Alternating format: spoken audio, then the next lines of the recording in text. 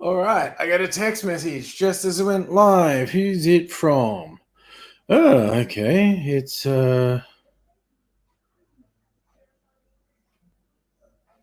okay. It was just a family one. No huge dramas.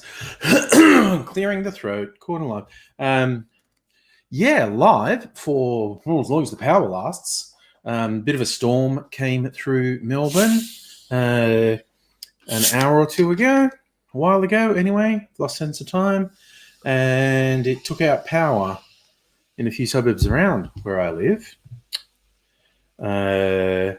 Hopefully it's done. Hopefully it's finished with its power outaging, and I won't suffer a power outage because stream will go bye-byes if that happens, because the NBN is powered by electricity. And possibly also powered by bloody rats on a treadmill. It doesn't seem that reliable. So just adjusting that. Oof. So here we are, Luke. Hello. Yeah, that would have affected the trams as well if the electricity goes out. Trams rely on the overhead power lines. Just going to mix up my blood orange juice. And yes, it looks a bit orange on screen. It's much redder in real life.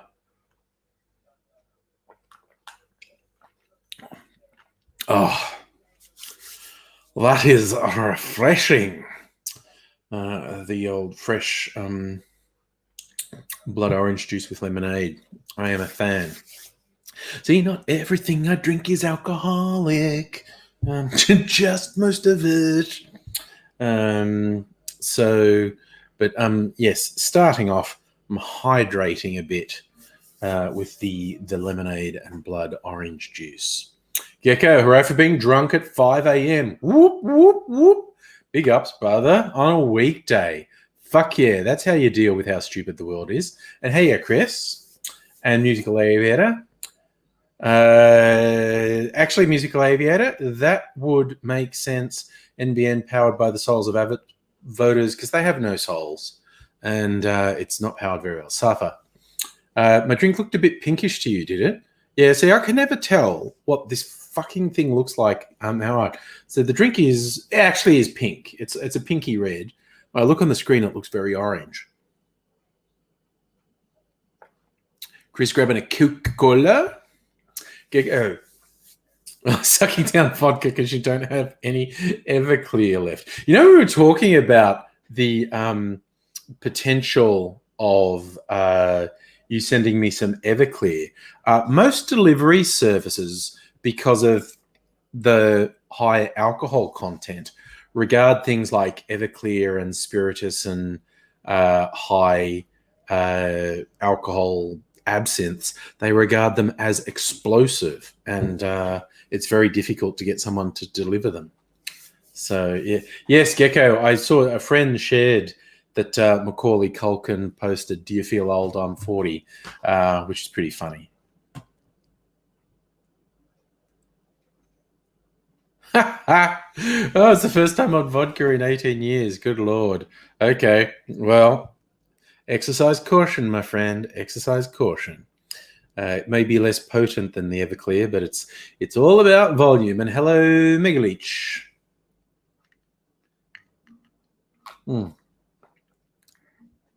I see how we go tonight. It's Thursday, so it's almost the weekend.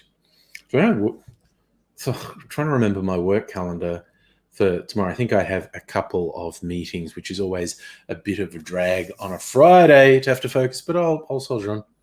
You guys sending some American Kinder eggs and going to lie on the Postal Service custom slips. Sometimes they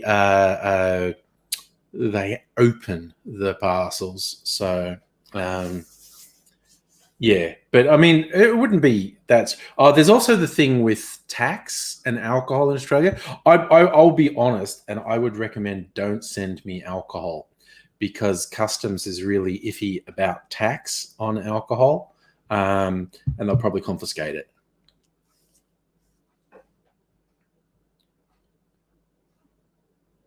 So, yeah, there's the double-pronged thing.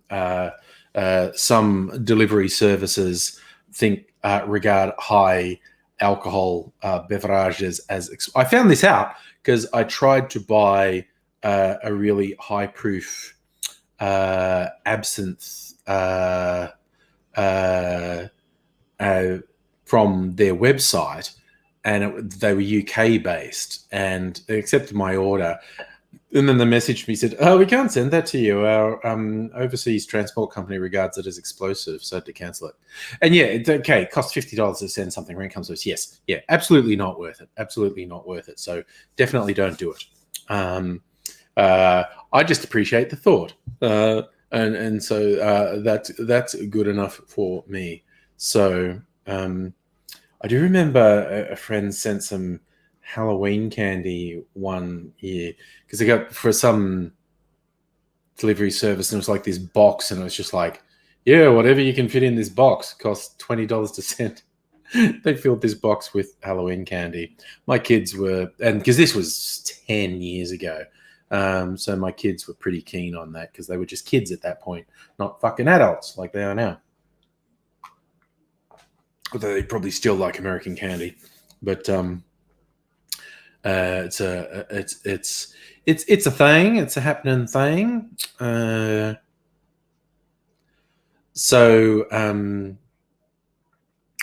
did incidentally talk. I've been talking to AZ semi-regularly this week, which is good.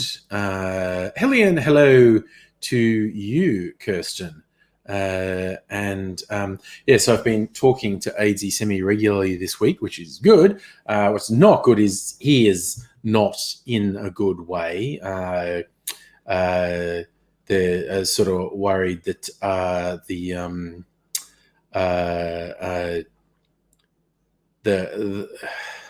the damage his body is suffering from his ongoing illnesses means he's probably permanently lost a lot of his physical dexterity and strength, which makes it very hard for him to hold things and very hard to walk. And he's a very independent chap, so he is not a fan of this, and he doesn't intend to take it lying down. They're trying to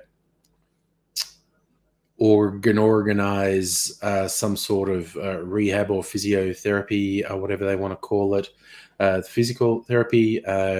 There's apparently differences of opinion and arguments between different medical staff, so he doesn't really know what's going to happen yet.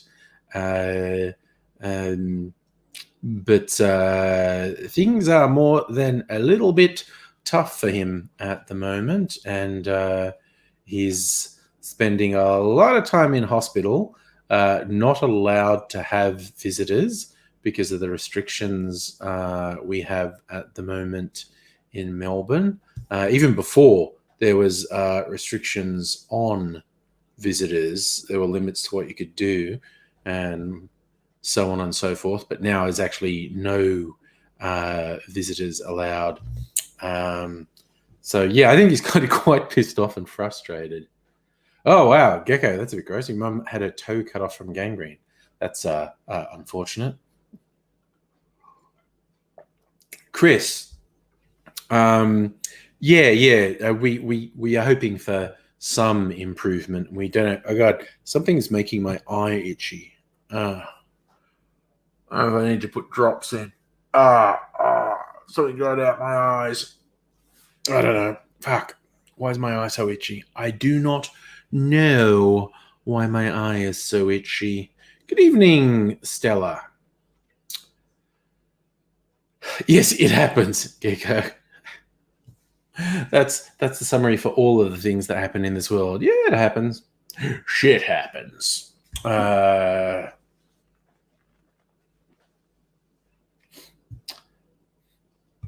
Yes, it was only one eye that was itchy, and I felt the urge. I feel like I probably should put drops in. Actually, I do have some drops. You probably can't see how bloodshot my eyes are, but I think they are. End of the day, quite bloodshot. But that's again, that's a thing that happens. Bloodshot eyes. In some cases worse than others. I have learned, I've had a bit of a problem with my eyes for a while, and it appears city pollution is a big part of it.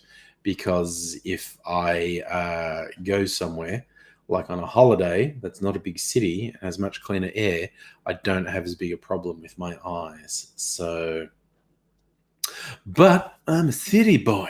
I don't want to live in the middle of nowhere just for the sake of my health. Fuck that. I want to live in the city where things are fun, where things happen. I grew up somewhere where nothing happened, and I'm not a fan of it. Chris, see the hurricane. Holy shit! No, I did not see that. I knew it was going to be bad.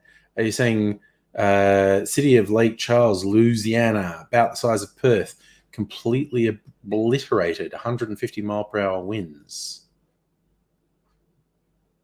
Ooh, Jesus, that's a fucking cavalcade, Gecko. Your mum's on a par with AIDSy there, the diabetes and kidney failure, blood pressure, calcification of arteries in her legs. Damn. All right, now I feel compelled to look up the news to see what's happening. Okay. What's happening?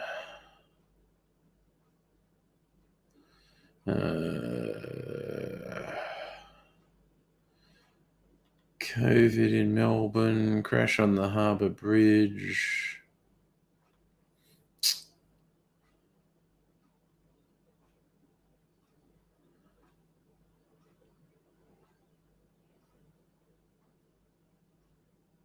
Let's see.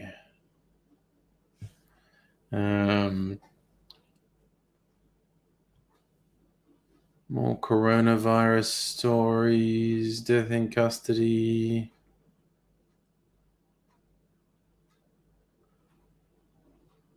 Here we go. Hurricane Laura, Category 4 storm, makes landfall in the United States 3 hours ago. What's the most recent coverage I can find?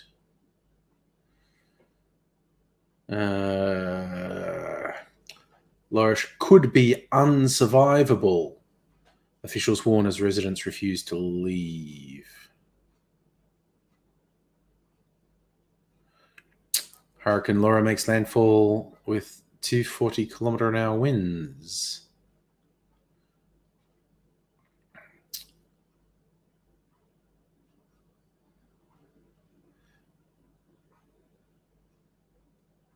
So, yes.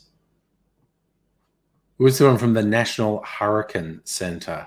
Unsurvivable storm surge with large and destructive waves will cause catastrophic damage from Searim State Park, Texas, to intracoastal city, Louisiana, including Calcasieu and Sabine Lakes. Surge could penetrate up to 30 miles inland from the immediate coastline. Hot damn.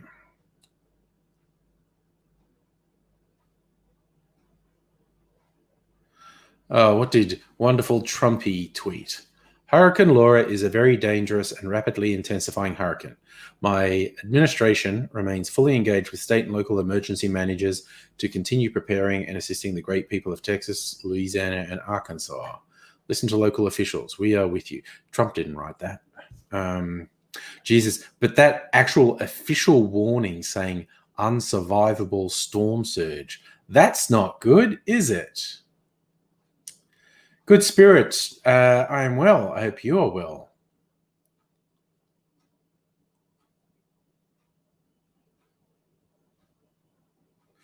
Damn. Yeah. So I'm not finding any coverage of the damage to that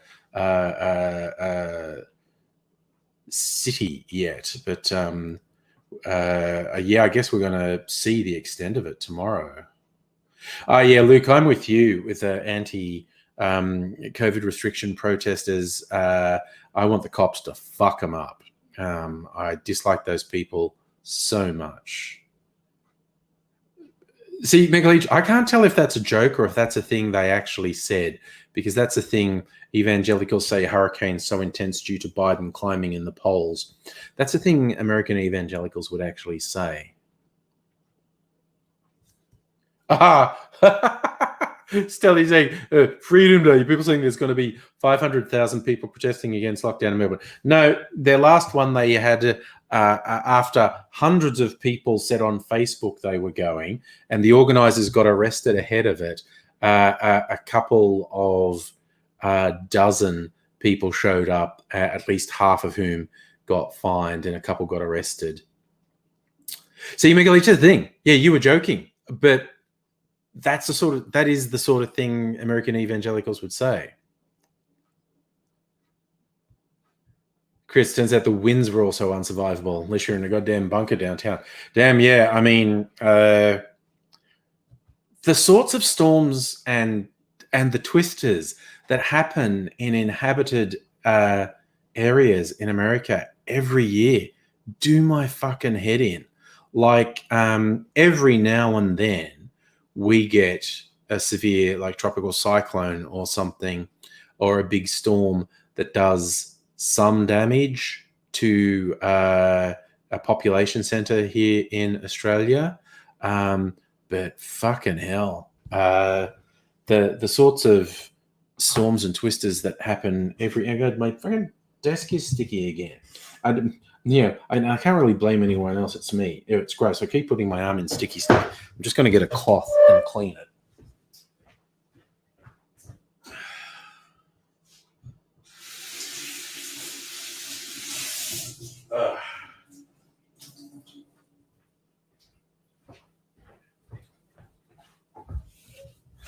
All right. Clean up the stickiness. Ugh.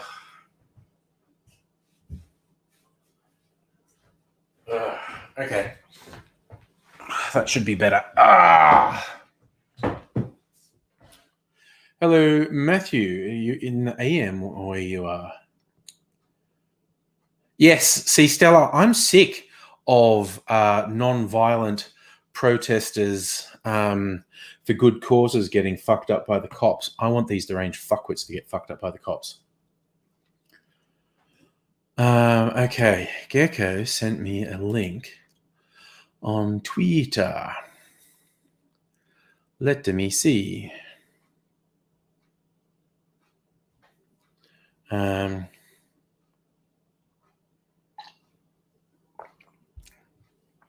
Did you? I'm not seeing. Oh, there it is. There it is.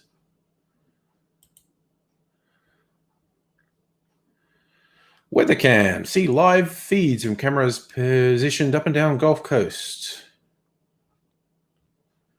Port Arthur.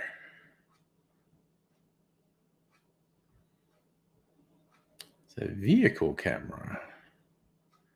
Lake Charles. See if these do actually show anything.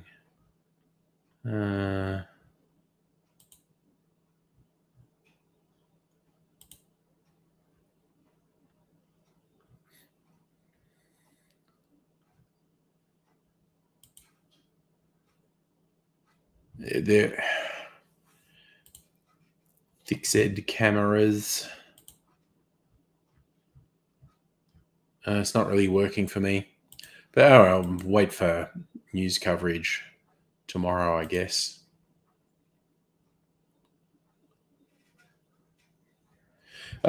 See, I knew the sticky desk thing would be a thing about adult websites would come out. This is not where I do my masturbating. I've got another special room for that. Sorry, I will share that link that Gecko shared with me. Might work better for someone else.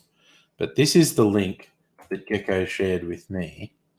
That is weather cams on the Gulf Coast. So it may work better for someone else. So yeah, the Lake Charles one was actually working. You watched it get blown over a few hours back. Yes, Gecko, I have a masturbatory chamber. It's a special room. You probably don't want to. No.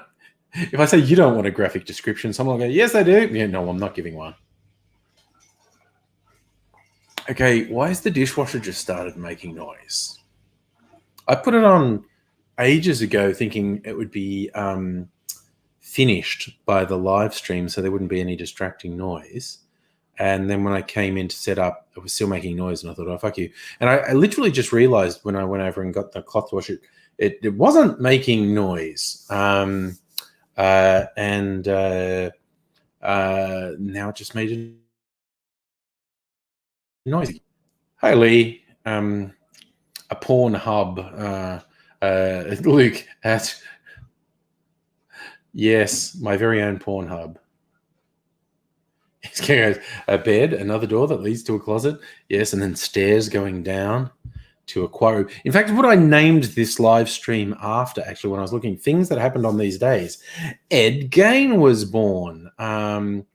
The first sort of widely known gross serial killer in 20th century USA. The Ed Gein story was basically the inspiration for things like Psycho and the Texas Chainsaw Massacre and Silence of the Lambs even. I think Ed Gein was only supposed to have killed 2 people, but it was more he had a habit of digging up dead bodies and keeping parts of them in his house because he was fucked up.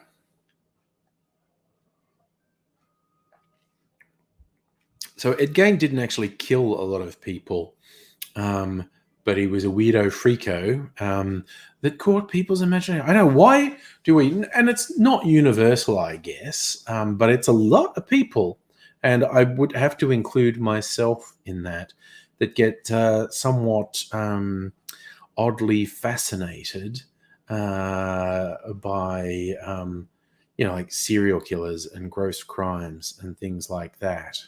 So and what's the most popular genre of podcasts is true crime.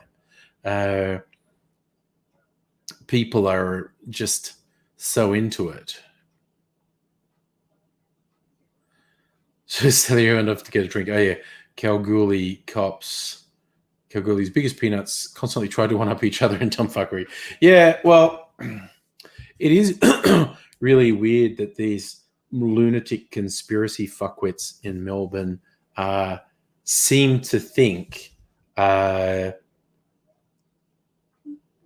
breaking the rules and staging their protests, nothing will happen because they tell each other dumb shit on Facebook and they believe it, and then they spout it to a cop and the cop goes, cool, give me your ID, I'm going to fine you. Don't want to give me your ID? You're under arrest. Ooh, think I won't arrest you? Now I'm going to fuck you up. Gecko, there's a bad serial murder in Houston. Kid buried a bunch of people in the basement. Oh, there's been a few of them since the first ones became known. I'm trying to think what was the doco I saw that did actually interview a couple of them. Ed Kemper was one. And it's just weird, and it is interesting. A lot of the ones who you would say are actually insane, like really disconnected from reality and deranged. It's interesting how often they're a product of trauma themselves, whether, it's being abused from childhood on, or in some cases it's actually they suffer a traumatic head injury that changes their whole personality. It's very weird. Anyway, Metal Maniac Matt, the government is putting anthrax in the vaccines. Yes, and that's how they control the worms they plant in our brains as babies. That makes perfect sense. Matthew, is the show beginning? What show were you expecting? It's just me talking shit. I can put on some sort of a show for you. Tell me what you want to see. Yeah. Gecko, you reckon the movie Thin Blue Line? I saw that. Yes. And because that's an old doco, like that's from the 90s. And yeah, they actually, it highlighted just how fucking lazy law enforcement and the court system in the US is. And they did actually get a guy off. They'd been obviously wrongly convicted. Gecko, you had an anthrax vaccine before you went to Afghanistan. I think the most vaccines I ever got was when I went to the Philippines, because they want to pump you up with a bunch of shit if you go to the tropics. It's like a dozen things I was vaccinated for. Had a mild reaction. The next day I was feeling a bit spacey and feverish. Megalith, you've heard the common theory concerning the rise of legends surrounding werewolves. Yes, I read that as well. In fact, there were cases in documented in medieval texts where they referred to werewolves, and it wasn't a weird creature that was roaming. It was a person they had in the jail who'd torn someone or multiple someone to pieces, like, you know, with a knife or a garden implement. And the townspeople were so horrified, they couldn't believe that there was just a person, that he was possessed. And some people literally thought, when no one was watching, this guy turned into an animal and literally tore someone apart, because they couldn't believe people would do it. Matthew, hello. Yeah. Well, see, that's the thing, Gecko. That was one of the reasons the cops convicted him. I think, because he was a bit of a scumbag, but he was not guilty of that particular murder. Yeah. Hey, Justin, how you doing? Oh, good. Krish got disaster bag ready. That's going to come in handy.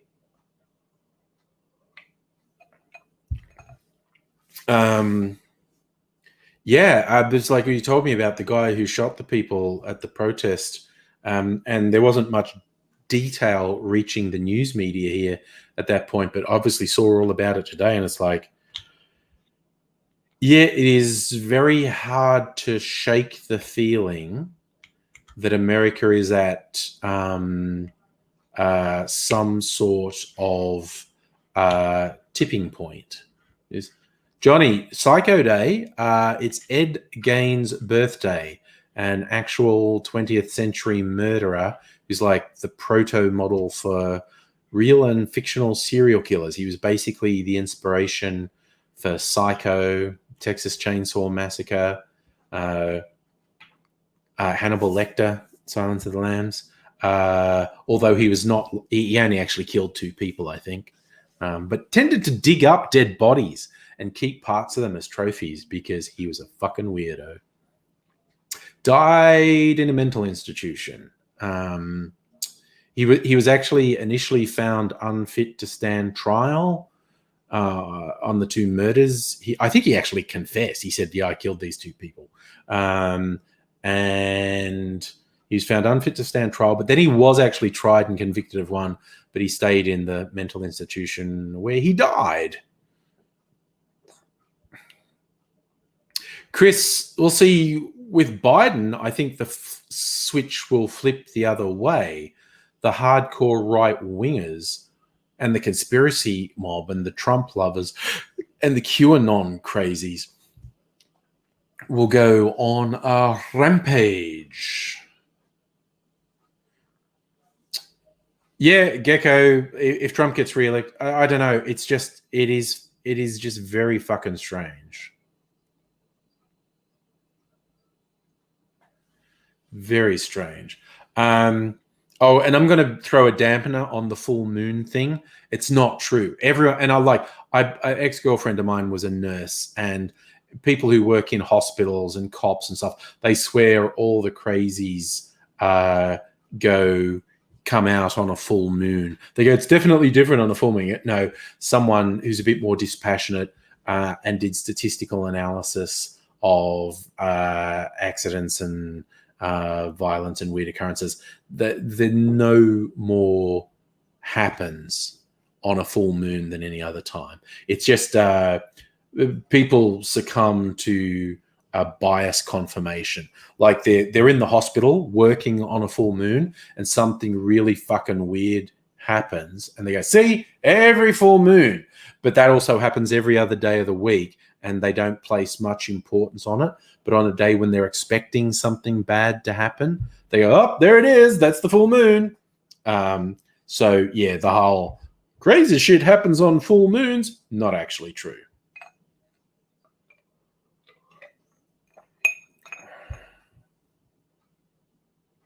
Chris, it's a good point. Leftists do hate Biden, and his VP pick is a cop. I don't know. Maybe people will calm down. I don't fucking know. Gecko, malt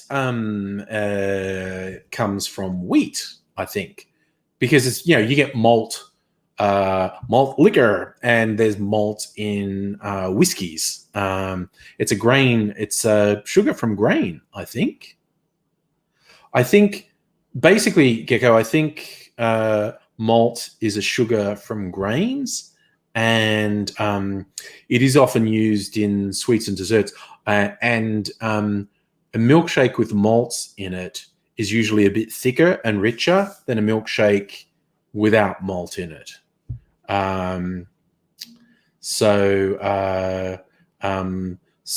yeah, malt, I'm pretty sure, is a sugar from grain, which is why you get single malt whiskeys, blended malt whiskeys, malt liquor in the US, because the malt is, the sugar is used in the fermentation and distillation processes. So yes, someone might. There you go, Stella. It's germinated cereal grain. There you go. So.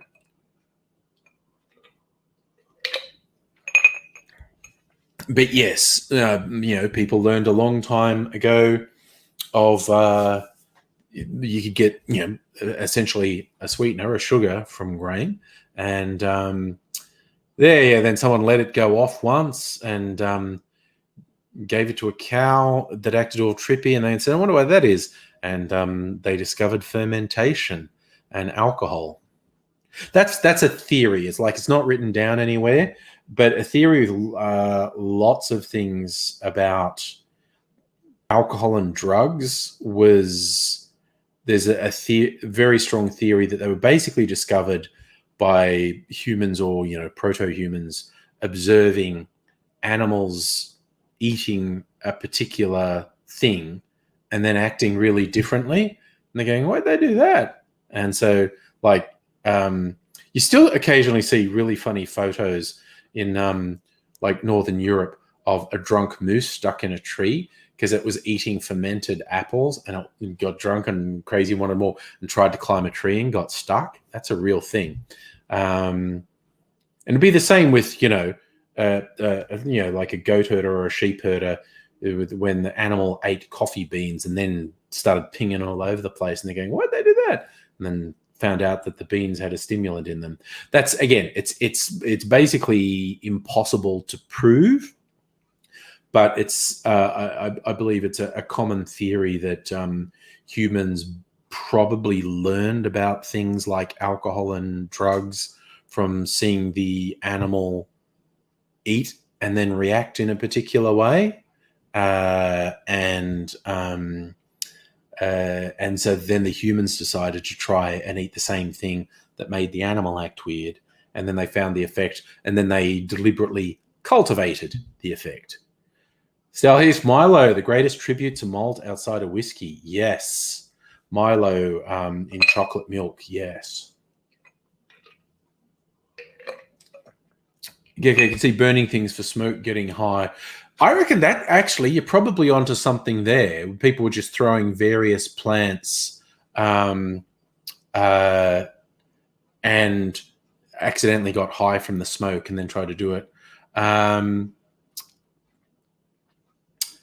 Yes, Kirsten and elephants eat amarula fruit that's fermented and get wasted, which a drunk elephant's got to be dangerous. Lee, a chemist, deliberately made LSD. I'll get the story because the story is fucking great. Oh, God, Chris, you shared me a link on Twitter as well. Major damage downtown Lake Charles. Many skyscraper have blown out windows. Some of the buildings may be total losses, roofs flying off, massive debris. That is looking like millions to billions of dollars in damage. God damn. So I'm going to do a little search. I want to find the story because it's good. Discovery of LSD. Yes, apparently useless. Okay, so it was developed by a pharmaceutical company, and they decided it was useless. So Albert Hoffman, 32-year-old Albert Hoffman, wanted to synthesize a chemical compound that would stimulate the respiratory and circulatory systems. He's working for Sandoz, Swiss chemical company. Professor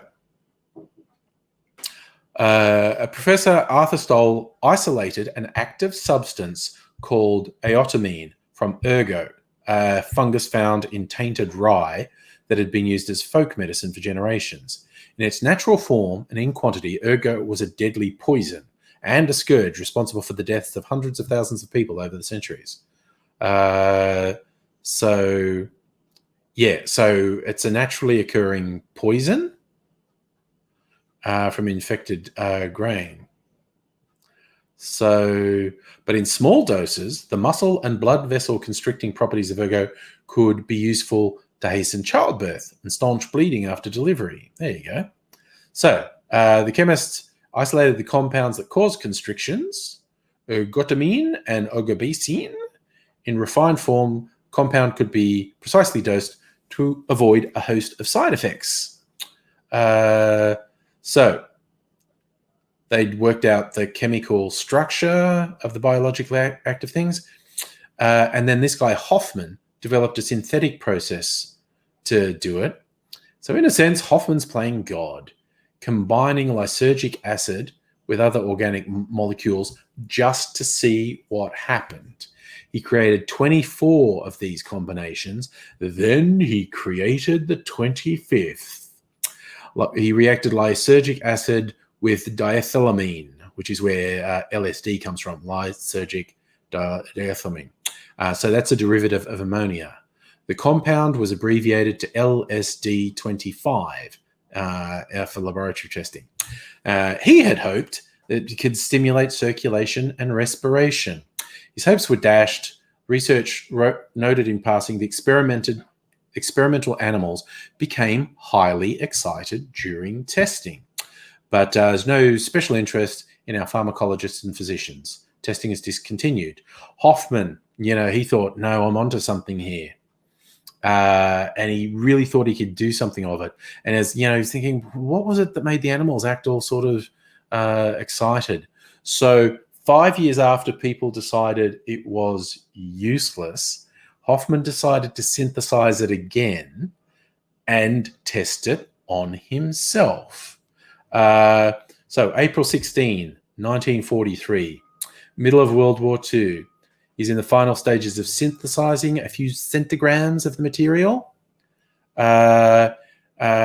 He suddenly felt very strange, to the point he had to leave work and go home. When he returned to the lab the following Monday, he wrote a memo to his boss explaining what happened. I was forced to interrupt my work in the laboratory in the middle of the afternoon and proceed home, being affected by a remarkable restlessness combined with a slight dizziness.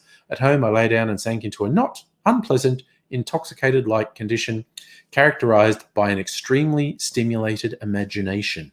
In a dreamlike state with eyes closed, I found the daylight to be unpleasantly glaring. I perceived an uninterrupted stream of fantastic pictures, extraordinary shapes, and intense kaleidoscopic play of colors. Never had that happen to me. So So he recovered and tried to work out what it was. He said he first suspected it might have been fumes from a chloroform-like solvent he'd been using. And so he deliberately breathed in those fumes, didn't do anything. And he said somehow he must have ingested a trace of the LSD. And he didn't think, but I was so careful. So, April 19th, my birthday. I didn't know my birthday was LSD day. 4:20 in the afternoon. Oh my God, blaze it, 4:20 on April 19, without informing anyone except his lab assistant.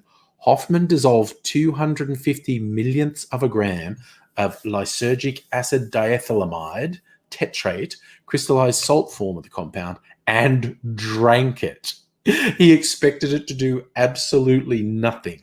Hoffman was dealing with LSD as if it might be a deadly poison. That's why he began his toast with such an infinitesimal dose, 1,000 times less than the active dose of any other physically active compound he knew of.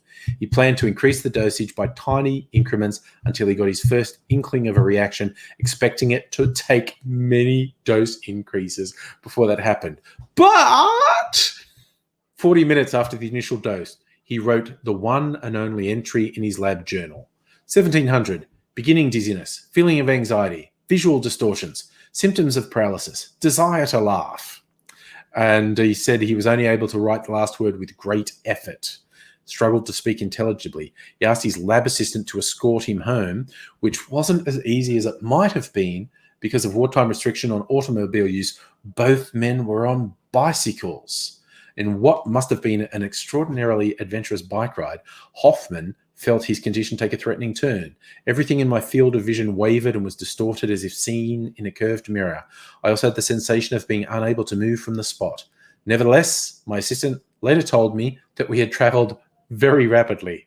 Finally, we arrived at home, safe and sound, just barely capable of asking my companion to summon our family doctor and request milk from the neighbors. So that's how LSD was discovered.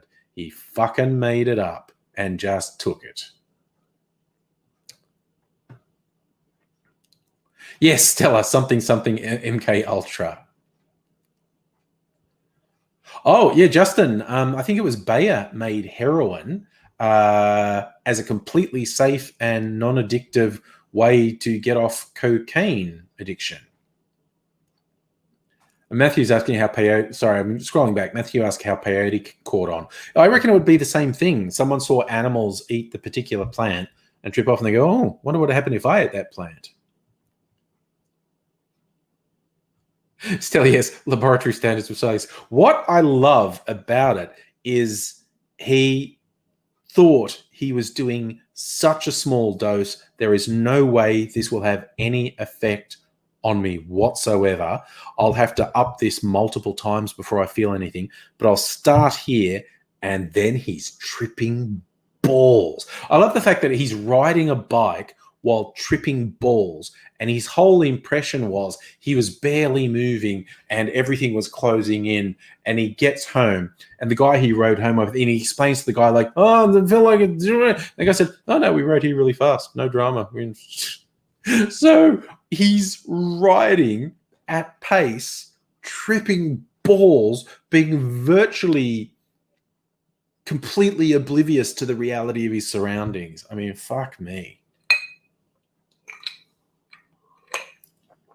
Oh, dear. Yes, Stella, the CIA with MK Ultra and other things, drugging people just to see what happens. Because they thought LSD and other psychoactives would make people very suggestive and suggestible, and you might be able to convince them to do things or get secrets from them. It turns out to be really, really, really unreliable. But the CIA probably fucked up a lot of people, some of whom knew what they were being given and were given too much. And some of them, probably the worst ones, were the ones who were never told they were being given hallucinogens who would have had no idea why they were fucking losing their grip on reality. Matthew, you were thinking about the tripping scene from Young Guns. Didn't Google peyote. Yeah, I only have a very vague memory of that movie. I'm sure I watched it. It was when the young stars of the day were playing cowboys, Kiefer Sutherland and a few others.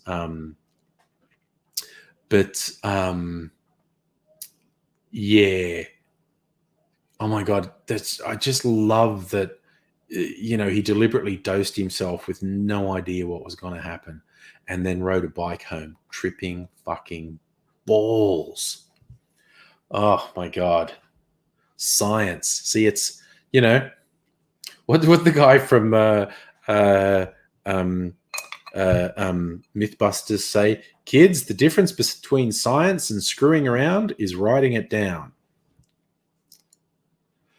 Gecko, you think ketamine's a suggestive drug? It's a very powerful tranquilizer.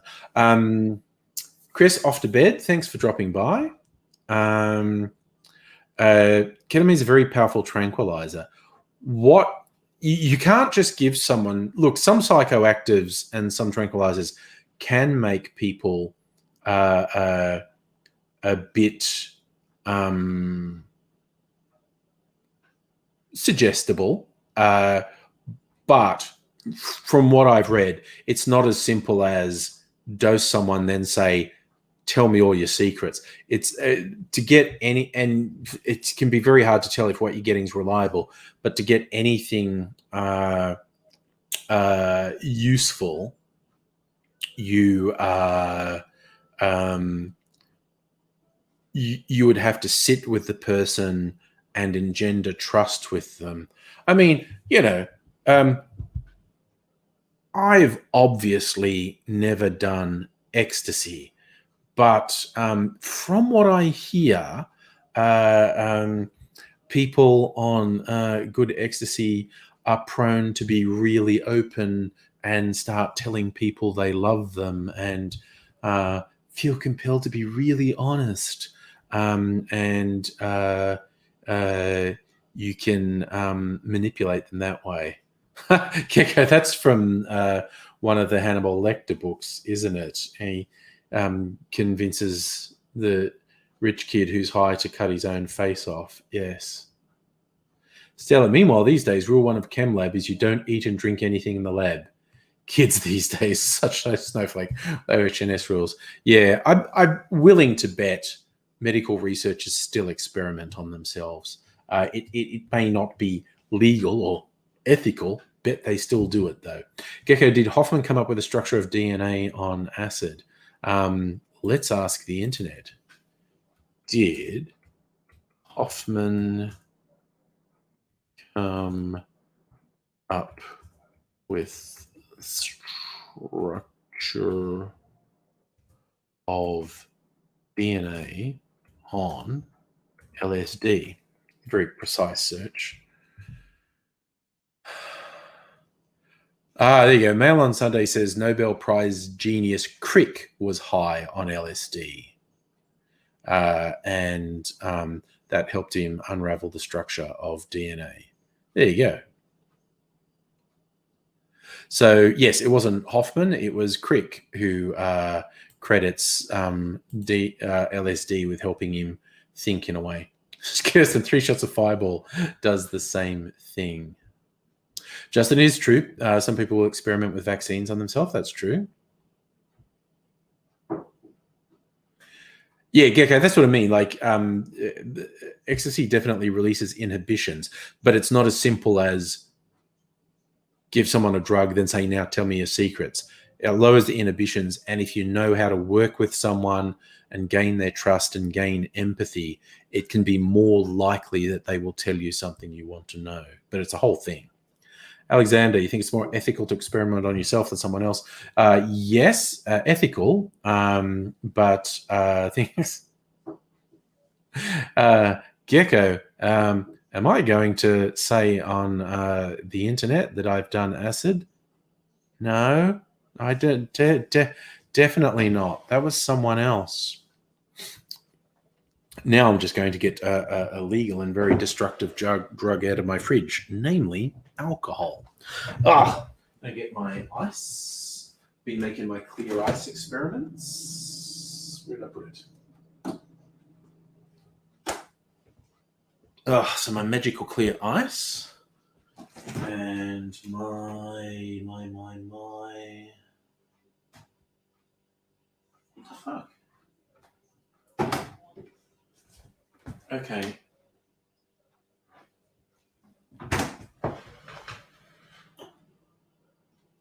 Sorry, I just.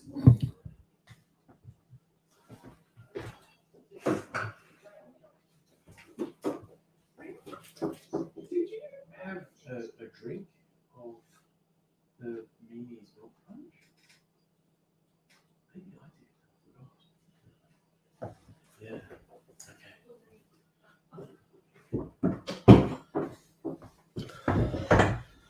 Yeah, now I think about it, I think I did drink that drink on the live stream last night. Remember the statute of limitations. George W. Bush got to be president. And he's a coke fiend because he just kept saying, because you only have to answer honestly about having done drugs in the last 8 years. And he's saying I can honestly answer according to law, George Bush was an alcoholic and a mad fucking coke fiend. Yes, I'm very glad I didn't lose power. And yeah, Justin Obama admitted to smoking weed and didn't do the Clinton cop-out of, someone passed me a joint, but I didn't inhale. It's just such a pathetic lie. And I did love the thing Obama said about having smoked weed, and so someone joked with him and said, "Oh, did you inhale?" Like a journalist said, "Did you inhale?" And he said, "Yeah, that was kind of the point." So, yeah.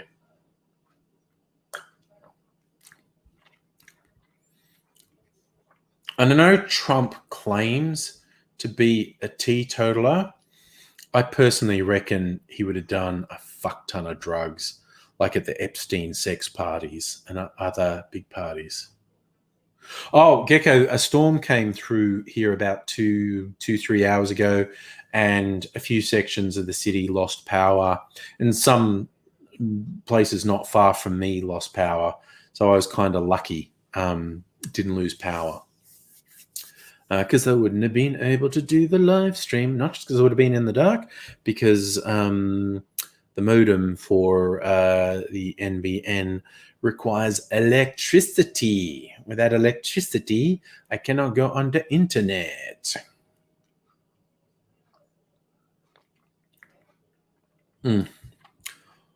Oh my God.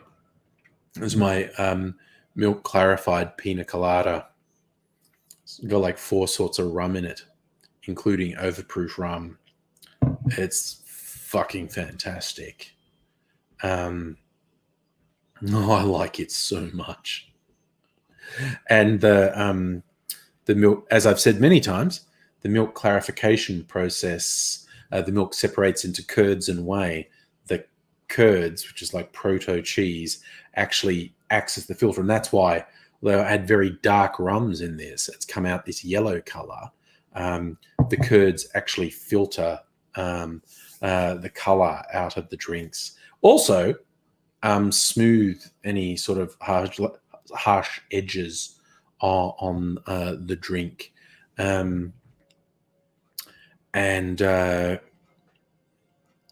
This really doesn't taste like alcohol. There's a lot of alcohol in it. I mean, there's also a lot of pineapple juice and I think it's lime juice as well in there, and coconut. So, I mean, it's not all alcohol. It's just about half alcohol. Yes. Oh, I thought you were quoting Queen for a second there, Gecko. Thunder and lightning. Fascinating to you. Thunderbolt and lightning, very, very frightening me. Yes, Stella, Sniffy McAdderall. Yeah, the dude is snorting fuck knows what, obviously. Bloody yeah, no. It's Trump has done heaps of drugs. There are no two ways about it. It's one of the many things he bullshits about. It's like the guy is a pathological liar. He just can't stop lying. He's God. He's like a textbook fabulist. It's like he's actually obsessed with lying. Like he lies when he doesn't have to, and then he just elaborates on the lies and expounds on them. And it is like some pathological need he has. Can I have some vodka left? Can you just put that in the milk? No, you don't want to do that. Just drink the vodka. What you need is some acid. And in this stage, I actually just mean chemical compound. So citrus juice is a prime thing. You know what apparently works to make cheap vodka more palatable? A water filter, like a Brita filter. You just run the vodka through a water filter multiple times and it smooths it out. And I've seen a couple of people try it. And it can take anywhere from 7 to 12 runs through the filter. And suddenly a really horrible and unpalatable vodka tastes much better and smoother. There you go. I was going to do that as an experiment one day, actually. Maybe one day when all these restrictions are over and I can have people over. Because I had always intended with my cocktail channel to have other people in it, to have, other YouTube buds come on and, share a drink with me and talk about a drink. And I only got to do that once, a very early video on my channel. I had a friend over, Taz, and I was showing him why when you're making an old-fashioned, the difference it makes when you put bitters in and the difference it makes when you spritz some orange peel on it. And I was going to do a whole bunch of videos with other people, and then that became impractical or illegal in some cases. And I almost bailed on the channel, but I went, no, you know what? I'm going to go ahead. So yeah, my cocktail channel has been like my COVID project. Yeah, Matthew, maybe he gets a dopamine hit from lying. Who knows? Oh, yeah, vodka's nothing like Everclear. Everclear, if you're used to drinking Everclear, vodka would be easy. Yes, Justin Trump doing hydroxychloroquine. I don't believe he is. That was one of his lies that he'd taken it. I believe he would have been told really directly, do not do it. There are too many possible negative side effects up to and including death. You definitely must not just take this fucking drug because there is too high a chance it will kill you. So my glass is a bit less frosty now, but you can see you can't see my ice. There's this beautiful clear ice in there, although it is cracked from temperature change. I'm gonna now. I've more or less got the clear ice thing. Kirsten, you are definitely going to be a cocktail guest. Most definitely. So much to talk about. Now I've got the clear ice thing happening and working. I'm going to put it in a video. I made some more today.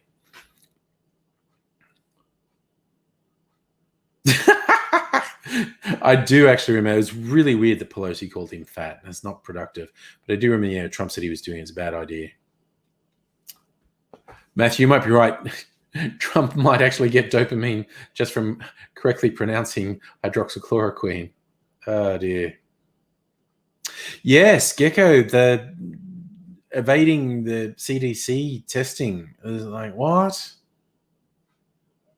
Yeah, there's just it's seriously looking from the outside, the shit that's happening in America wavers from weird to terrifying. Um, and it's just sort of what the fuck? What the fuck is going on? Well, so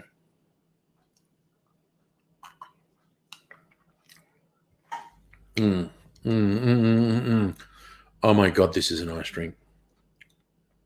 I'm trying to remember what I put in it because I freeform a little bit when I'm making this because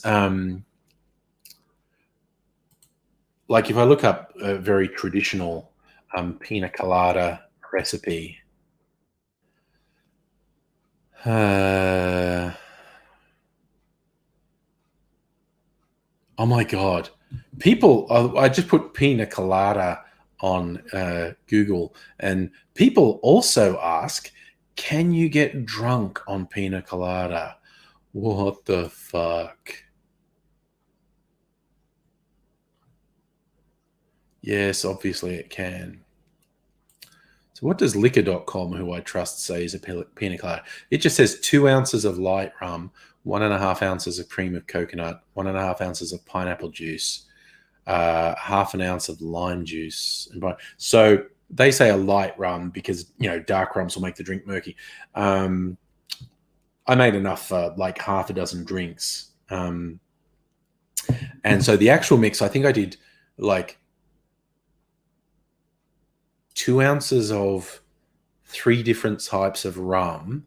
And then I think I did 1 ounce of overproof rum and 1 ounce of allspice dram, pimento dram. And yeah, then I did pineapple and lime juice.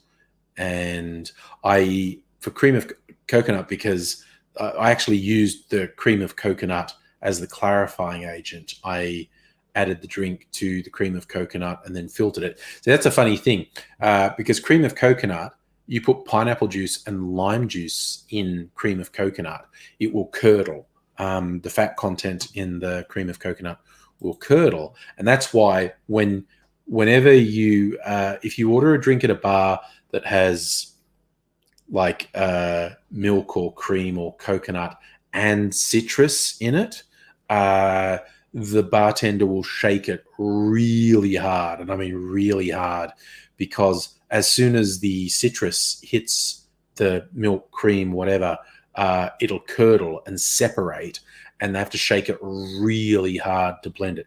And the other plus is you end up with this nice, fluffy, foamy drink. But they have to shake it really hard because the citrus will curdle the milk or cream. Justin, what's going to happen to the US? Who fucking knows, man? Civil war. Look, shit might settle down. Maybe this is a temporary aberration. Shit's not going to settle down as long as Trump's in office because he's a fucking psychopath. As was pointed out earlier, leftists really dislike both Joe Biden and Kamala Harris. Maybe things will calm down. Who fucking knows? Look, a lot of people are going, could it be civil war? Maybe, but it's anyone who thinks they can predict the future is full of shit. Oh yeah, Gecko, I imagine it is crazy making to have people in person defending and agreeing with Trump. We get people in Australia doing it too, so that's weird. So Gecko, pimento.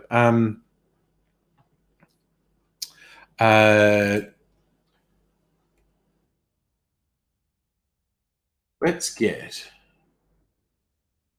a definition of what pimento is. What exactly is a pimento? It's a cherry pepper, a variety of large red heart-shaped chili pepper. Pimento has one of the lowest Scoville ratings of any chili pepper. So it's pimento is often also referred to as allspice because it tastes like all spices. It tastes like the spices you put in Christmas pudding or pumpkin pie. The fuck?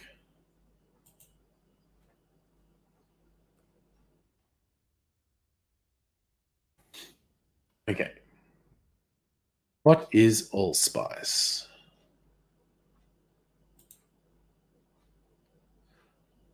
Now, this is a version of it: cinnamon, clove, ground nutmeg, cinnamon, clove, ground nutmeg.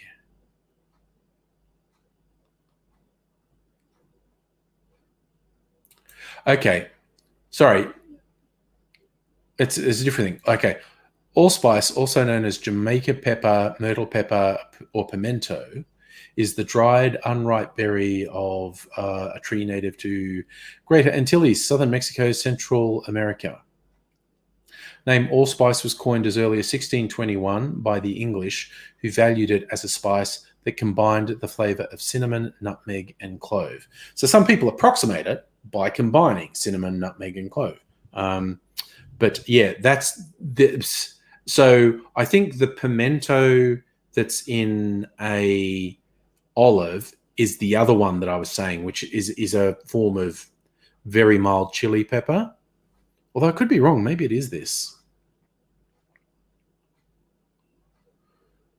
Uh,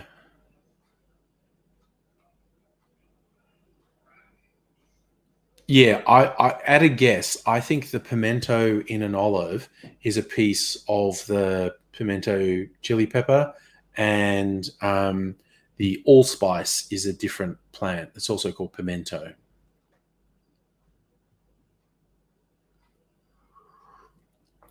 Gecko, you're absolutely right. The pimento's the little red bit in the olive. Safa Trump's not going to refuse to leave if he loses the election. If he did, he would be arrested. It's as simple as that. It's not the National Guard. You just arrest him because he'd be breaking the law. Gecko making a drunken peanut butter and jelly sandwich. Enjoy that. Justin, you think the craziness in the US is a negative response to the increasing racial diversity of the country from those who are threatened by it? Yeah. Fucking nail on the head right there, buddy. Nail right on the head. Alexa, we are discussing the collapse and fall of the United States and allspice, because that's the sort of diversity that we get into.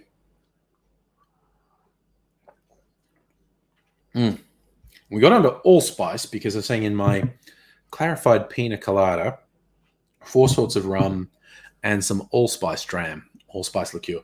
Pimento dram, the makers of this particular one call it pimento dram. Some people call it allspice dram. Same thing. The pimento fruit, which was revered as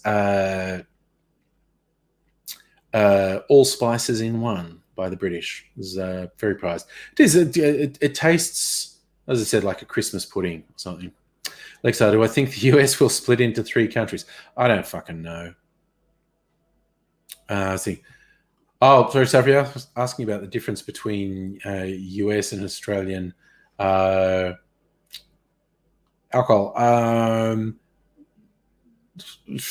Spirits are spirits. Their spirits are quite consistent around the world. Like most spirits average about 40%. And if they're higher than that, they're like a specialty high proof or overproof version of the spirit. And when it gets lower, that's more like a liqueur than a spirit. American beer is much more diluted than Australian. Australian alcohol is expensive because of the taxes. Well over half the cost of spirits in Australia is tax.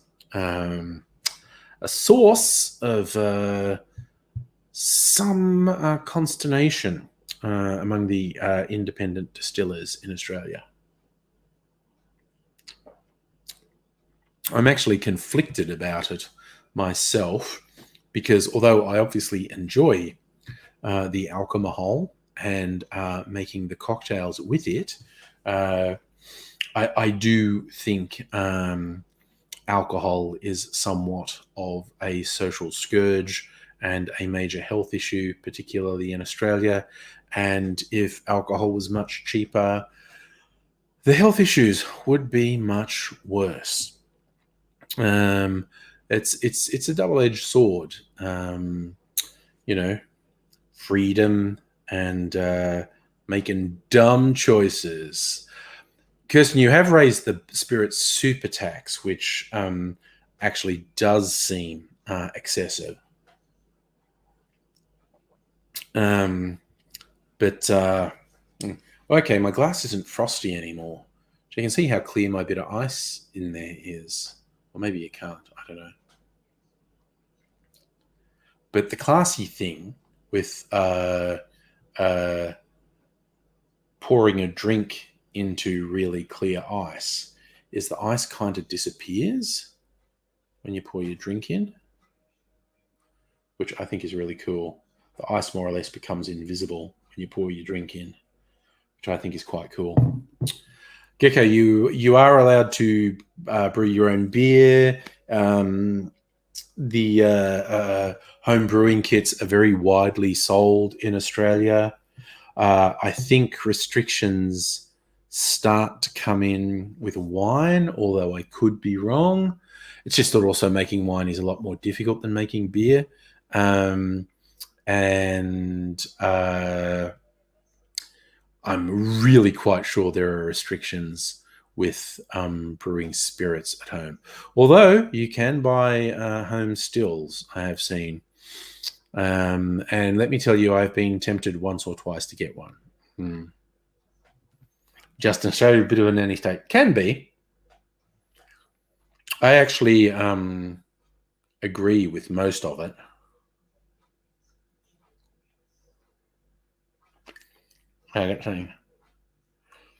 Stella Grappa. Yeah. Or fucking Italian migrants bloody brew grappa under their house.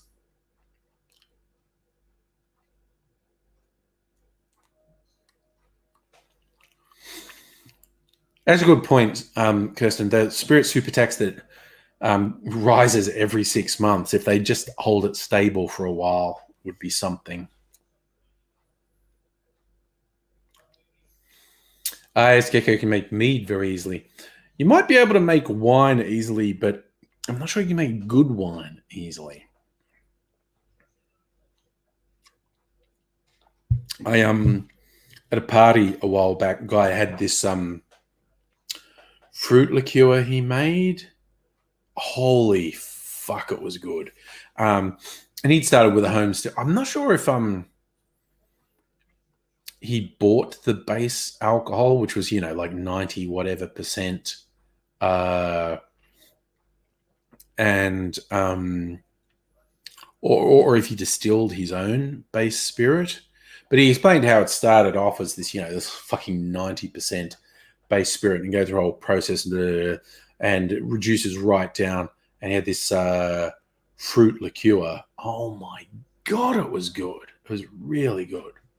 Yeah, Safa, that's why spirits are so pricey in Australia. Tax that constantly rises. Okay, your drunken sandwich is 3 bread. It's like bread and then peanut butter and bread and the jelly. Is it like that? I haven't drunk proper moonshine, Gecko. I know there were a few incidents in some rural areas of Australia when someone was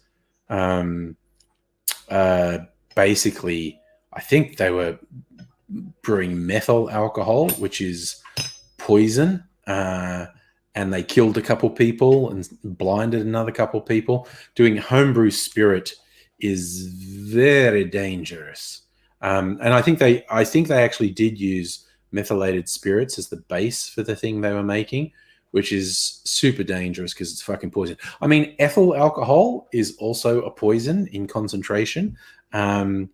but methyl alcohol is not for human consumption. It's way more dangerous. Oh, okay.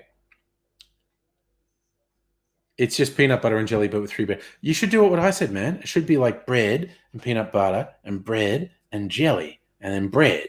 And it's like a Big Mac sandwich then. It's just a suggestion. Just a suggestion. Maybe I'm ahead of my time. Holy shit. Is Starwood only $30 in the USA? God damn. Okay, get yourself around that. Gecko, find yourself some Starwood twofold in the US. It is a fucking class Australian whiskey. It is really good. I made a highball with it last night, actually. Experimented with tonic. And because I don't like things that bitter, I did put a bit of sugar syrup in it as well. So when was the last time I got a Big Mac? A very fucking long time ago. Like, I would be blindly guessing. Was it 10 years ago? Was it 20 years ago? Yeah. As I never was really into McDonald's. I liked Hungry Jack's. Like, Hungry Jack's really unhealthy bacon double cheeseburger. Fucking love that. I haven't had one of them in a long time. But I was really fond of so, oh God, Kirsten Nova, the single malt, 96 here, 40 or 50 in the US. God damn. Your drunk sandwich is bread in the middle, has peanut butter on both sides. Other two breads have jelly. You like extra. Okay, that sounds pretty good. So bread, jelly, bread, peanut butter, bread, jelly. That's artistic, man. I'm on board with that. I'm absolutely on board with that.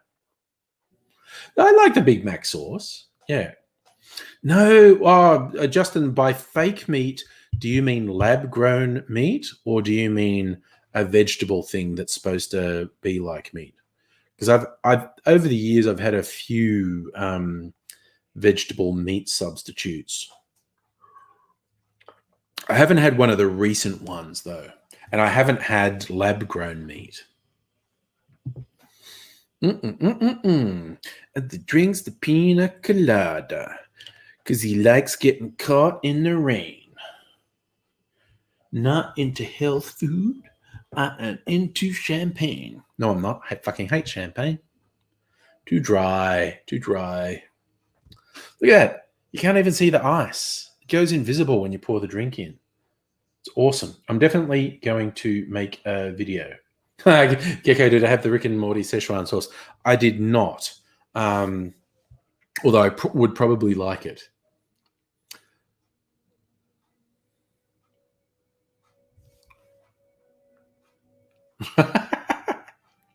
Safi, you think the Big Mac sauce tastes like deception? Maybe. I noticed in the supermarkets they often have this sauce that they just like call it burger sauce, and it is clearly a knockoff of Big Mac sauce. So yeah. Yes, Kirsten, getting caught in the rain is a fact of life in Melbourne. Oh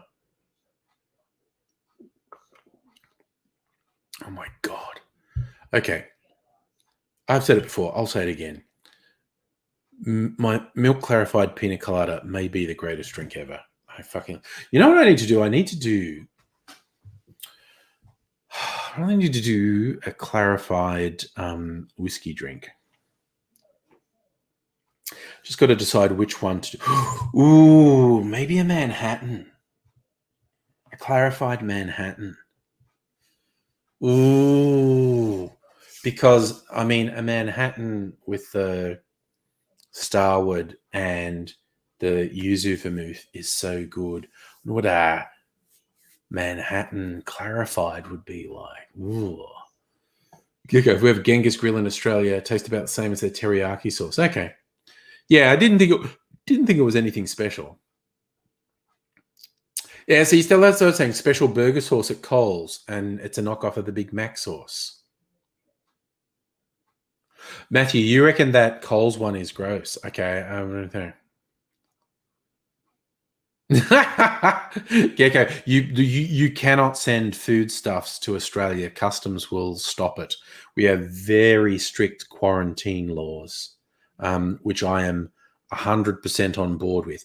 Ask Johnny Depp about our strict quarantine laws that he got on the wrong side.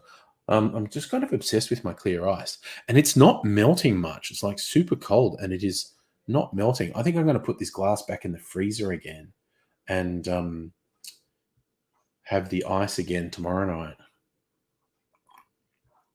Maybe make an old fashioned. Make an old fashioned and have that beautiful clear ice in there. Ooh, Kirsten, you buy 1 litre bottles of the Mac sauce from the supermarket. Safa, how often do I get burgers? I haven't had one for a little while. We had a thing for a while of every Thursday night getting burgers from one of the sort of boutique burger places near here, because there's a bunch of boutique burger places near where I live that are all really good. I wanted to diversify, getting things like dumplings. And tonight we had Greek food. Thursday night was burger night for ages. But it's like we're craving variety now. Like tonight we had Greek food, which was really fucking good.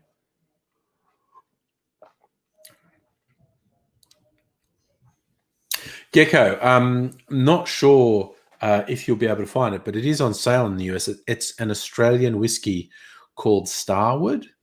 And particularly like the entry level Starwood is called Twofold. They also do a single malt. But yeah, I think you might find it interesting what an Australian whiskey is like.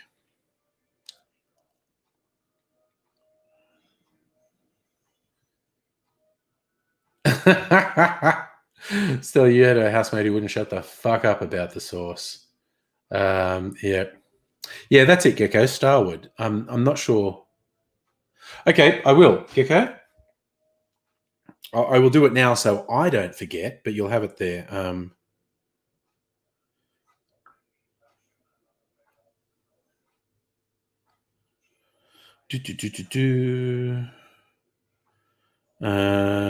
Right. I'm just replying to what you sent me. For Starwood Twofold or Starwood. What was the other one, Kirsten? Was it Nova that's on sale in the US? Nova. Yep. Okay.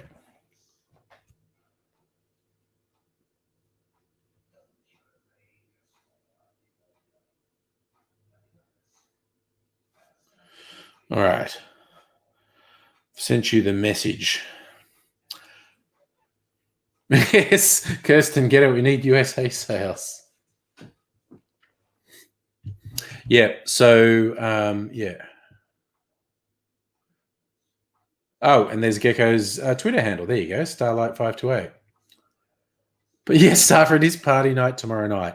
I'm looking forward to it as well, actually. Easing into it tonight. And maybe Saturday night too, because Saturday night's not date night. Although last non-date night, I had to calm down on Saturday night because we went kind of hard on Friday night. And I spent Saturday going, okay, I'm not hungover. I don't want to do anything though. I'm very lethargic. Ooh, Gecko, you have a store called Specs that should have it. Good hunting, my friend. Good hunting.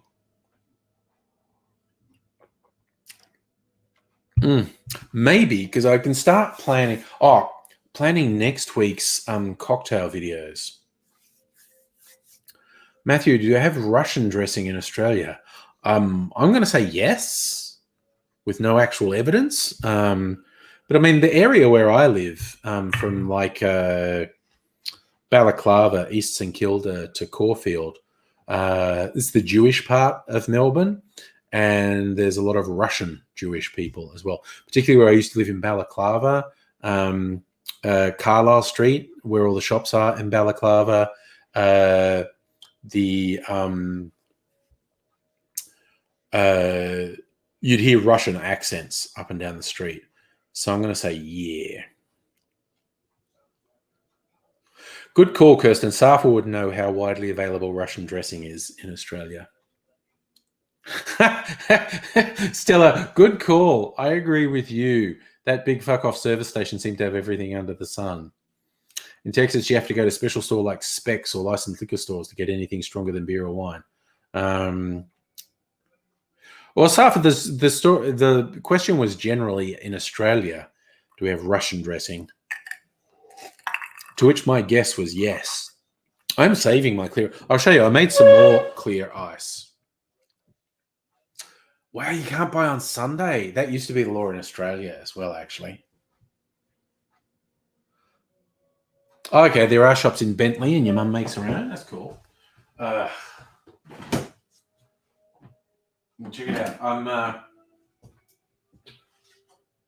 This is the one I made the ice in before, and I got bored, and I'm doing a couple other experiments. One, this is a much bigger one. It's going to take ages to freeze. It might be frozen by tomorrow. But this one is just in a stubby holder. I want to see how effective that is. I don't know how effective it'll be if it's insulating enough. But that's an experiment. We'll find out tomorrow night. But I did make, look.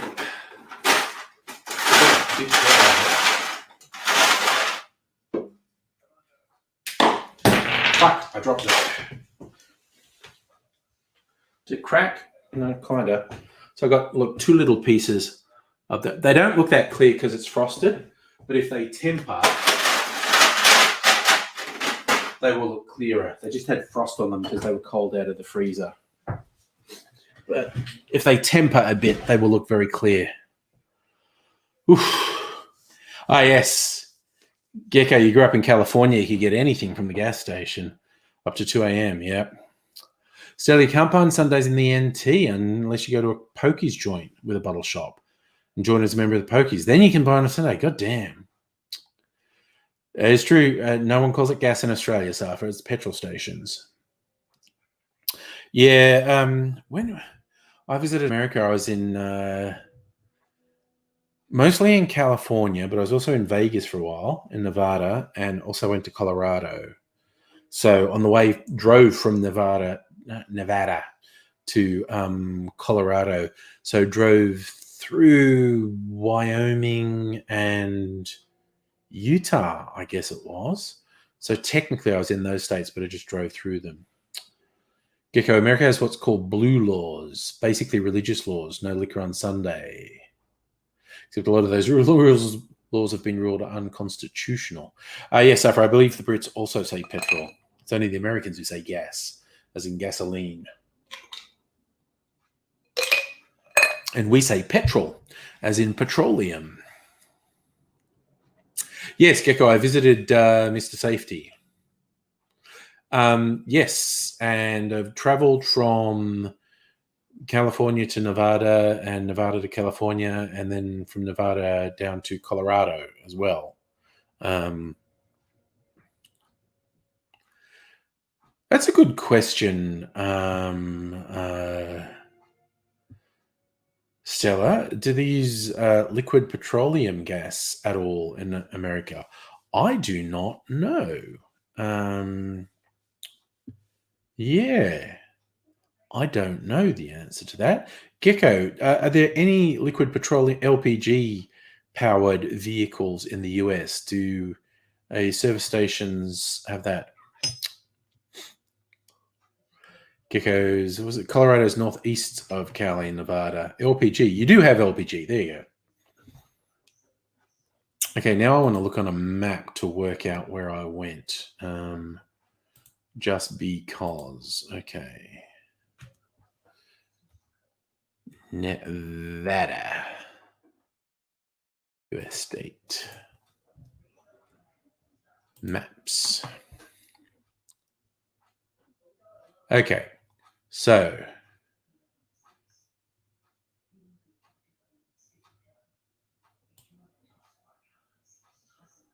where's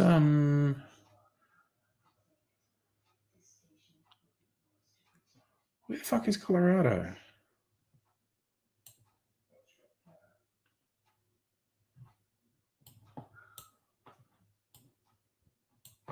Okay. Colorado.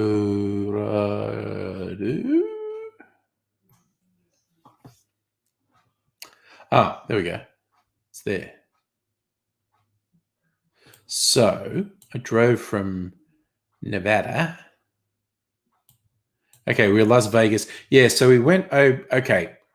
We drove and we went just barely through Arizona. There's a highway where you go through a corner of Arizona, and then you mainly go through Utah and get to Colorado. So technically, US states I've been in are California, Nevada, Arizona, Utah, and Colorado.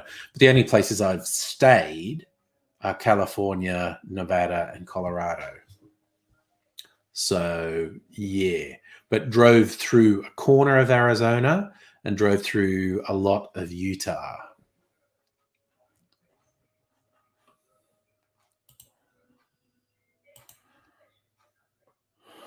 Propane and propane accessories from Henkel. Yes. Oh, there you go. State vehicles are converted to LPG in some buses, and service stations for those are few and far between. Yeah, there's it's not universal or anything, but I think LPG is more widespread in Australia. And what's interesting in Europe, more passenger vehicles are diesel, uh, and you get apparently heaps better mileage from the diesel vehicles in Europe than you do from petrol vehicles. So I hear. So I hear. But like diesel in passenger vehicles never caught on in the US, so there are no diesel passenger vehicles. It's very rare you get diesel passenger vehicles here, mainly four-wheel drives and whatnot that use a lot of fuel, so they need better mileage. But yeah, apparently it's quite common to have diesel passenger vehicles in Europe. Yeah, just weird things around the world. Saf, you've been to New York and Philadelphia. Um, I'd love to go to that. I mean, I'd honestly like to travel a lot of the US, I think. Um, maybe not at the moment because shit's a bit fucking crazy right now. And I'd rather not be in the middle of that. But yeah, that's pretty wild. That's pretty strange. Have you ever seen America? That shit's crazy. There you go. That fits the song. But anyway, I think, ugh, just thinking like work tomorrow. This is not as much fun as like sitting here and drinking pina colada. But the Gecko, don't want to visit Houston. It's huge and there's no terrain worth seeing. Yeah, I mean, one of the like for a laugh. I had this idea of wanting to do Route 66 at one point, coast to coast, because that's not even a main highway now. It's been, bypassed by all the highways and follow the song. How's the song go? Route 66 song. Get your kicks on Route 66. Lyrics. Where are the lyrics?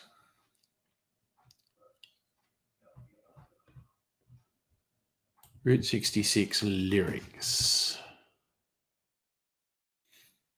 If you ever plan to motor west, travel my way, take the highway, that's the best.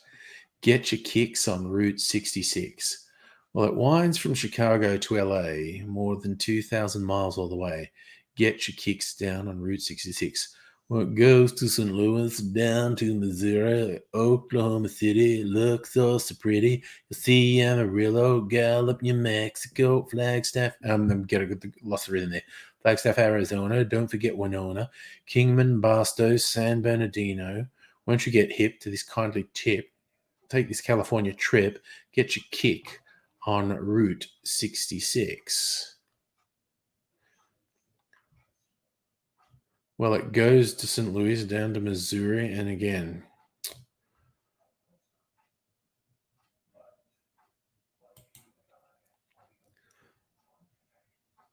I thought there was more to it than that. No. Billy Bragg, who I like, the English singer-songwriter, did his version of the British Highway A13 Trunk Road to the Sea. If you ever go to Shoefreness, take the A road, the OK road. That's the best. Go motor in on the A13. Okay, there's where you call Mount Houston here. Tell you lift message passengers when you drive by. It's just a pile of concrete and building rubble 50 or 60 feet high. Dar, dar. Oh, there you go. Gecko, diesel's more expensive in the US by 20 or 30 cents. And that's probably also, because it never got popular. Yeah, it's weird. Oh, petrol in Europe is a huge amount more expensive than even Australia. And Australia is more expensive than America. Project Redfoot. There is, yeah, most of America's government subsidized corn. If I drive, I just see all the fields of corn. Stella, you got upsold to a diesel rental when you were in Ireland. They said diesel was cheaper than petrol, but the increased day rate cost you more than you saved. Oh, you don't drive for Lyft anymore. Oh, changes in the wind.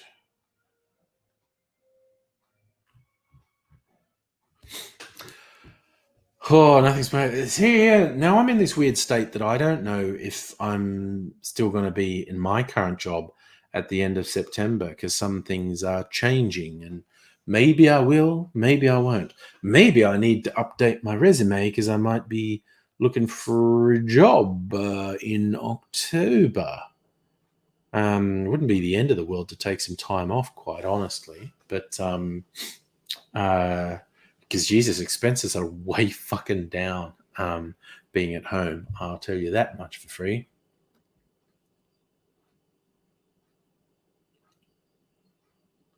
What the fuck? You had to turn a rental car in because a piece of rebar tore the front bumper off in the parking lot. Holy shit. Hey, Locust Trooper. So shout out where you are. Diesel's a few cents more expensive. I think I don't pay that much attention to it, but I have this feeling the diesel price doesn't change much, whereas the petrol price goes radically up and down. So I think sometimes petrol's more expensive and sometimes it's cheaper. I think the diesel price stays relatively stable, although I'm not sure. Like a stripper, I might be. I don't know. I'm in this limbo at the moment where they're supposed to come in with an offer and they haven't yet, and they're taking too long to do it. My current contract officially runs to the end of September, and they have said they want me to go through next year, but they haven't come back with an actual offer yet. So I don't know what's going on. Gecko, you're going to buy some Tesla and Apple stock when the stock splits. Oh, okay, go for it. I have a petrol car, Safa. That's why I don't know anything about diesel, because I do not have a diesel car. Have I heard about the media code? Probably depends what you're talking about. Project Foot, you know a guy who will pay you to dance in an alley. The pay is shit, but you can make tips if you work hard. That's an excellent fucking tip. I appreciate, you like DM me on Twitter or something with some contact details, and I can practice dancing in alleyways for spare change. I like that as an option. Yeah, I haven't updated my resume in a year, so I probably should. Safa, unleaded is the main form of petrol. It's called unleaded because petrol used to be leaded. had lead in it, which was people finally copped to. That's really dangerous to people and the environment. And so all petrol is unleaded now. And it's various octanes. The higher octanes burn at a higher temperature and produce more power, more output. And so it's more expensive. High-end cars are recommended to have high octane fuel. Bit of a wank, really. Oh, nice. Oh, Estelle, you might have landed a new job. Yeah, first thing, if you land it, is burn the Inju card. Fucking oath. Yes. That fucking piece of class warfare. Look, Super, the one the mainstream media are going to try ban YouTube channel. Again, don't know what you're talking about there, Locust Trooper. There are too many weird things happening in the world. I can't keep up with everything.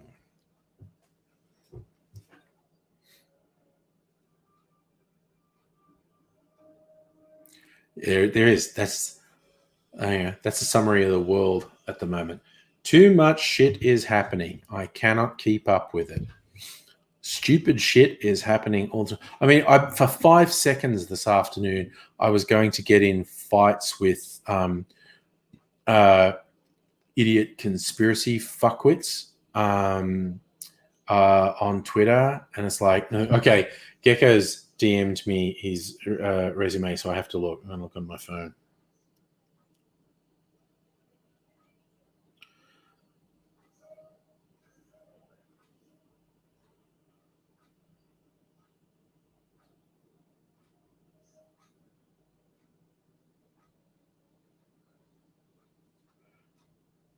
Won't display on my phone.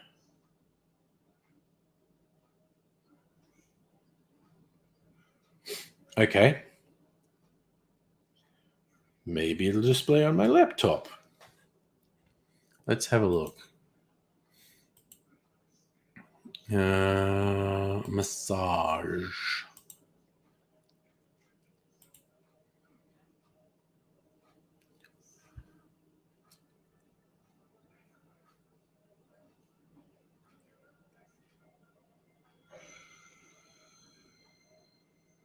Ooh. Nice. Looks pretty good to me, man. A lot of work with security systems. Nice. Looks pretty good to me. Sure. Australian government going to force Google and YouTube to give information to people.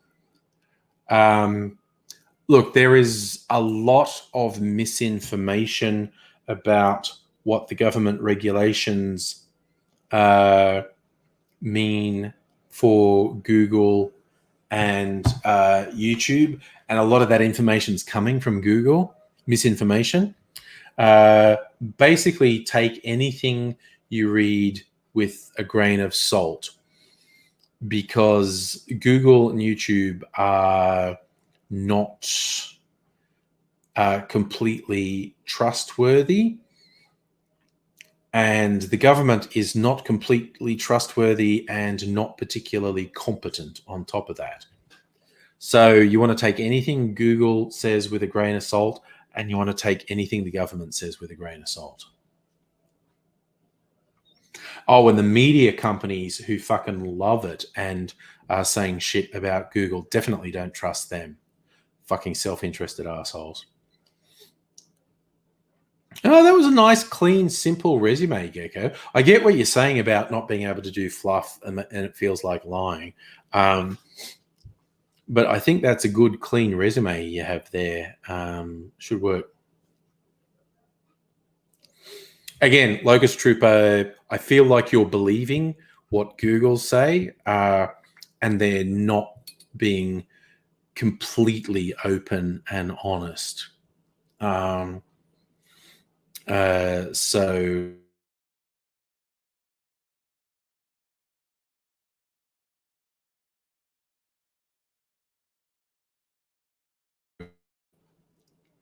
I'm hopefully back.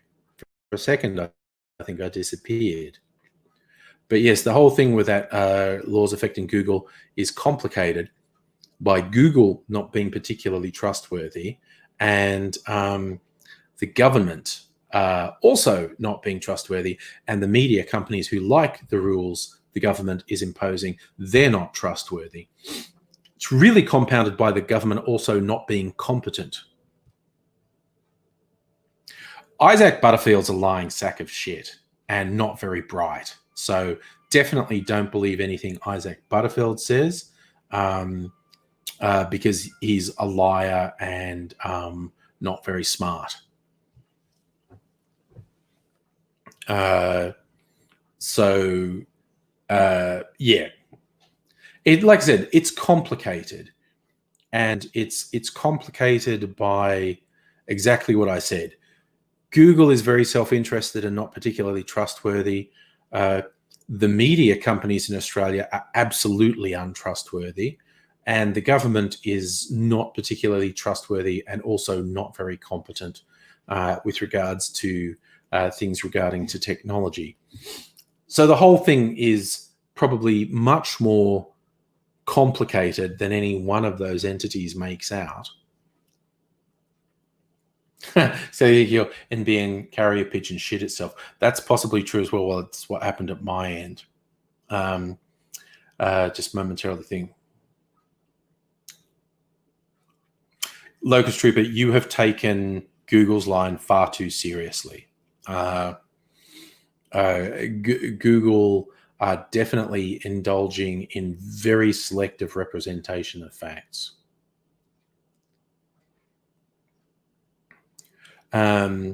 Raiders, no, that's not what this is about. This is about some new rules that will affect how Google operates in Australia.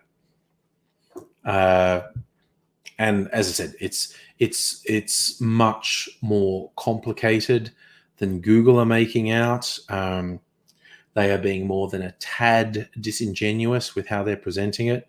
But by the same token, the Australian media companies are completely untrustworthy and completely self-interested. And the government is a pretty gross combination of untrustworthy and incompetent.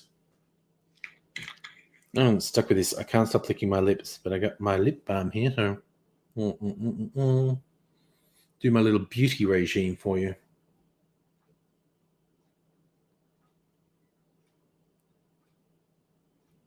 As a good tip, Musical Aviator, the NBN is National Bird Network, Carrier Pigeon Network, and Cell says birds are CIA spies.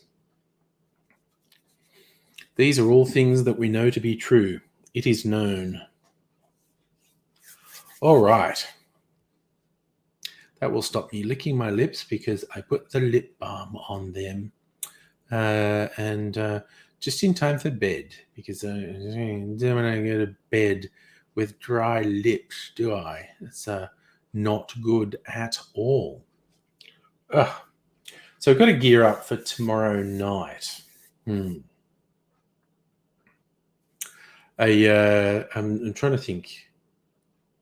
I think I'm definitely going to do a milk clarified Manhattan and see what that is like.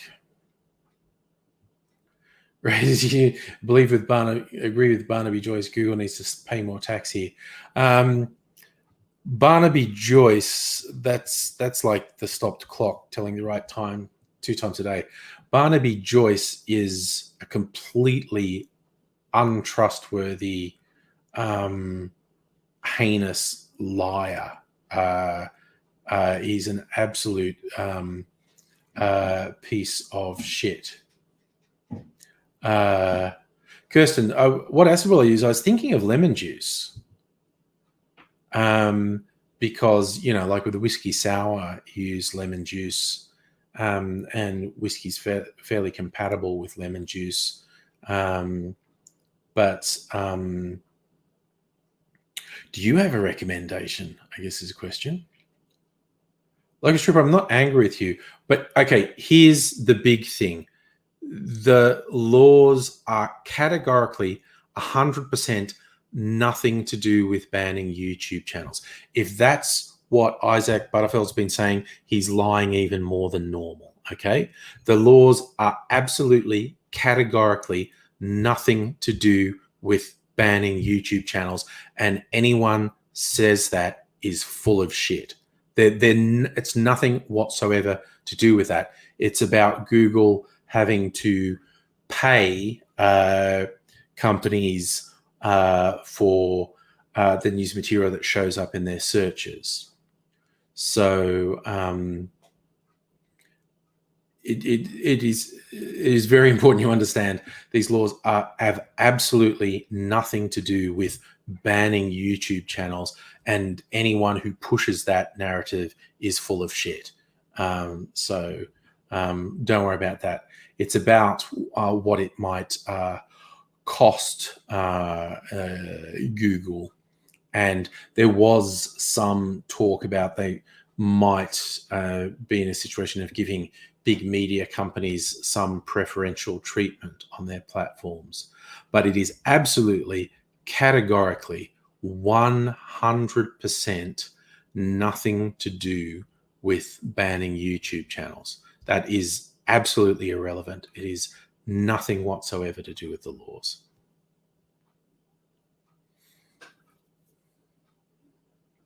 And Google is all about the money. Like I said, it's complicated. Google's not completely wrong. They're also not completely right. The government's not completely wrong. They're also not completely right. The media companies are not completely wrong. They're not completely right.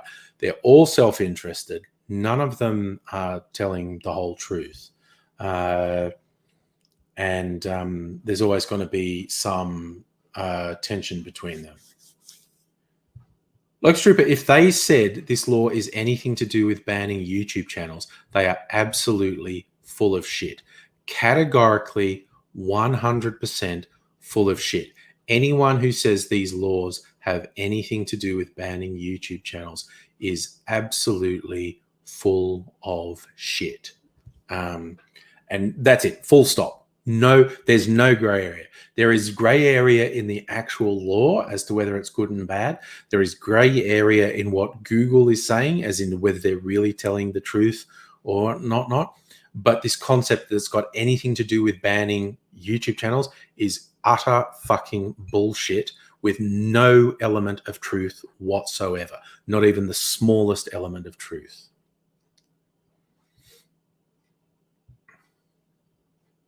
Randy really should ban Abby's channel. Oh, that dude is so fucking sad. Ooh, Gecko, I think I should visit the Hearst Castle. I think I have driven past the Hearst Castle. I didn't go in there, but I think I drove past the Hearst Castle. Yeah.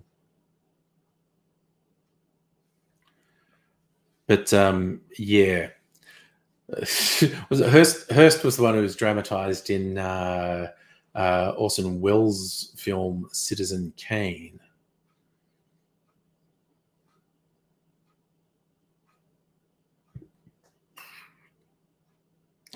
Andrew, that Butterfield buys into a lot of crap. Well, I don't pay enough attention to him to say, but I'm sorry, no, drive past, but can't you see it? Yeah, I know it's like it was on a huge private estate, but can't you see it from like a tourist thingy? Maybe I'm wrong, but I felt like, and it's a vague memory, and maybe I'm wrong, but I thought someone had gone like, "This is the Hearst estate." I might be wrong. Maybe I imagined it. It's a long time ago. Yeah.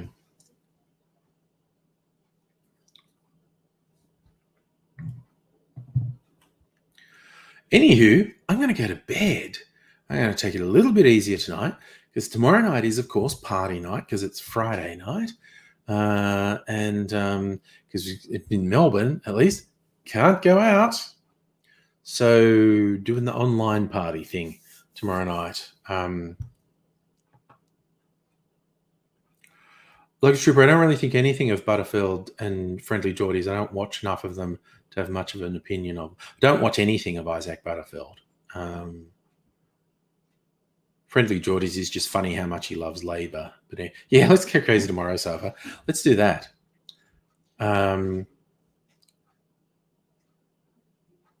But I'm going to go to bed now. So look after yourself, one and all. And hope to see you again soon. But I'm motoring off into the virtual sunset. Take care.